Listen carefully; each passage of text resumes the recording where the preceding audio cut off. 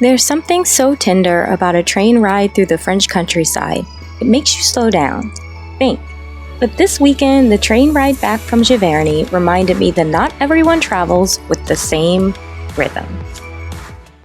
So there's this little train car, this like train tram that will take you between the train station at Giverny and then to the Jardins of Monet, like the house. So I ended up taking this car on the way there and also on the way back. So on the way back, I got into the last train car, and behind me were 4 other Americans. There was a husband and wife couple, and then there was a mother-daughter duo. And the thing about Americans when they travel to Europe is that they are very, very chatty when they encounter other Americans, and I've noticed this. So this little group, they started talking pretty quickly. And the husband and the wife mentioned that they basically actually live most of their year in Mexico. And the husband, he was talking about how, they can't drink the water in Mexico and how they basically use bottled water for absolutely everything. And the mother and the daughter were like, wow, that's amazing. That's crazy. Bottled water, like you can't even filter it or anything like that. And he's just like, no, we have to use bottled water for absolutely everything. And, you cannot drink the tap water at all in Mexico. So he's going on about this, and then he goes, and someplace else I don't drink the tap water. He goes, France, because they have so much lead in their water that it is just not safe to drink the tap water here in France. So the mother and the daughter were like, oh my gosh, like we didn't know that, but clearly it has to be okay just, for a limited period of time, just for, 1 week. It can't possibly make you that sick. He goes, the pipes here are old and they are full of lead, and I'm not going to expose myself to that lead for even 1 week. So the conversation continues, and they're still discussing the water. And the mother and the daughter go, well, what about, the fact that you have to brush your teeth? Is it even okay for you to brush your teeth with the tap water in Mexico? Or do you have to use bottled water for even that? And then the daughter goes, well, yeah, my mom is asking because she is a dental hygienist, and, she's just very curious about that. Actually, what's the dental care like in Mexico? And the mother goes, yes. Are you able to get good dental care in Mexico? The man then says, oh yeah, the dental care in Mexico is great. We have excellent dental care. It's so wonderful. It's really, really great. And the mother's like, oh, wow. She's shocked. And you can tell from the mother's reaction and her response that she just can't believe that you could get good dental care outside of the United States. So then the conversation shifts, and they next move on to the topic where the husband and wife are now talking about all the places where they own houses. And the husband is like, yeah, we have a house in this place and this place and that place, and on and on and on. And then he goes, and we own a slave plantation. And then he proceeds to proudly describe and brag about the slave plantation that he owns. Now, when he starts mentioning the slave plantation, I just audibly groaned, because I was just like, I cannot handle these people. And I'm trying to decide, do I throw myself out of this little tram thingy just on the bridge and, try to swim myself back to the train station? Because this conversation is just too much. But anyway, he's bragging about all the properties they own. And the mother goes, oh my gosh, well, my daughter is single. She's a lawyer, and do you have any sons? And he goes, yeah, actually I do. I have 4 sons. And she's like, are any of them single? And he goes, 2 of them are gay. Can't really do anything about that. The man then turns to the daughter and goes, it must be hard for you being very smart because, smart women often have a hard time getting married. And the daughter goes, yeah, it can definitely be frustrating. I find that there just aren't really good caliber men. Too bad none of your sons are single. So then the conversation continues, and the mother and daughter mention about how they had just come from Rome. And they were talking about the Colosseum. And he goes, oh my gosh, I have never been to the Colosseum. I have never wanted to go in there. That is a place of so much death. So many people died in there. I just refuse to go in there. I just think something about it is wrong. This from the man who proudly talked about how he owned a slave plantation.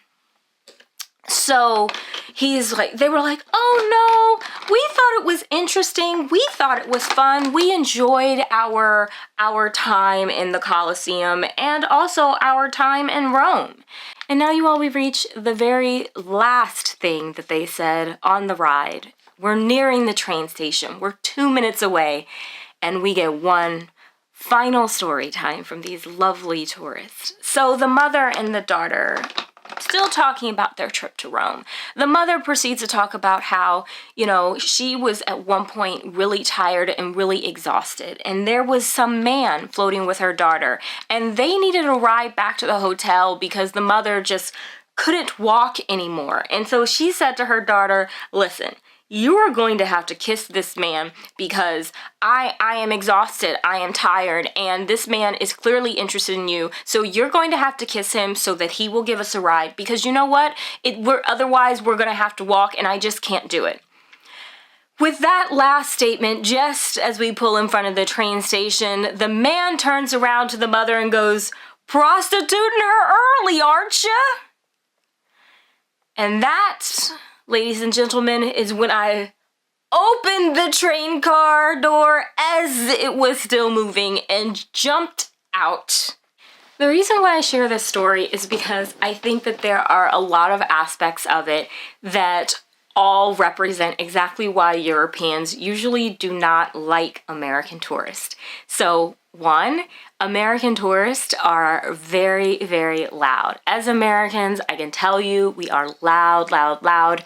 And one of the things that I'm always very mindful of when I travel around Europe and when I also am just living here in France is to lower my volume just a little, to really be a bit more considerate and conscious of, how everybody else is speaking, and the level that they're speaking in. And I think that is something that is super important that we have to be mindful of as Americans when we travel. The second way in which I think that this really represents some of the things that Europeans don't like about American tourists is that there was this constant need to compare what they were seeing and what they were doing to America. And that I thought was very, very problematic. There was a level of American arrogance in a lot of the things that they said during this conversation.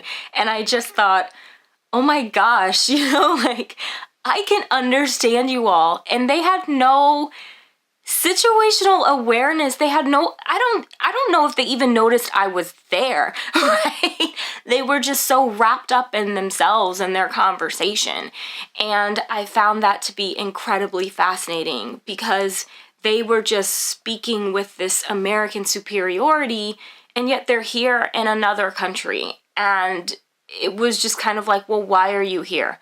Why are you even traveling? I think the third thing that it really represents that Europeans find frustrating about Americans is the fact that when they come, they frankly want to sit up and they just want to bash the home country. That's weird. You're here as a guest and you're visiting, and yet you're sitting there and bashing it. You're saying why, you're not going to drink the water and this or that, and you don't there's kind of no truth to that. You know, it's just this view of, you know, I'm going to insult this country even though I'm in it. And again, it's like, why travel? You know, the world is not your amusement park. The world is full of real people who are living in a real place. And something about it was just, it was very, very odd, because they really were sitting there just kind of bashing this country that they're in. Talking about they only drink bottled water in France, and France has, you know, really, really good water. They you know, they've updated the pipes. And I would say that kind of the last thing that Europeans, that this conversation kind of represents about things that qualities of Americans that Europeans really don't like, was just also the level of just bragging, just it was a bit obnoxious. It's, you know, this loudly talking about everything that you have and where you live and this is who I am and da-da. It was just very showy. It wasn't a humble brag, right? It's a brag. And it's a very loud and boisterous brag. And it was just like, hello, there are other people here. There seemed to be a complete and total lack of kind of the self-awareness of, you know, where they were, you know, and we're driving through this beautiful scenery in this beautiful area, and the conversation is so vapid and so empty, and just a complete and total disregard for the beauty that is literally around us, that we're driving through the history. And instead of that, we're talking about like, oh, I had my daughter kiss a guy so that we could get a ride back to our hotel. I mean, come on. Look at where we are. We're in France. We're living a life. We're having a dream that so many people don't have. And it just seemed to be a lot of, it seemed to be a complete unawareness of the environment and the circumstances and just everything. So with that said, I hope you have enjoyed this little petite Thursday video. I look forward to hearing your thoughts in the comments. Take care, stay safe, and I will see you again next Thursday for a new vlog. Bye!